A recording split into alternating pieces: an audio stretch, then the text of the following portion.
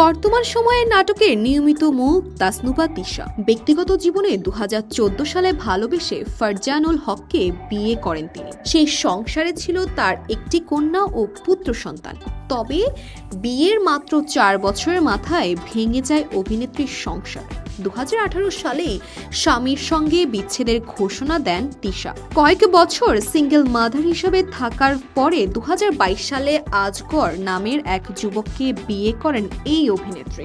বর্তমানে স্বামী সন্তান নিয়ে সংসার, পাশাপাশি অভিনয়টাও চালিয়ে গেলেও সম্প্রতি এক সাক্ষাৎকারে তাসনুভা বললেন, বিয়ে করাটাই সবচেয়ে বড় ভুল।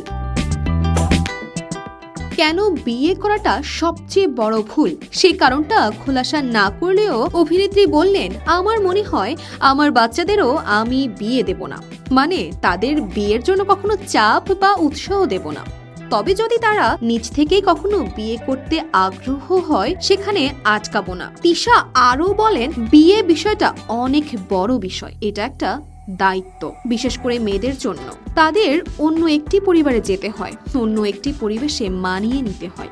যদি আমার সন্তানেরা সেটা করতে চায় তাহলে আমার কোনো আপত্তি নেই তাতে, তবে আমি তাদেরকে বিয়ের জন্য উৎসাহ দেব না, বাকিটা তাদের ইচ্ছা।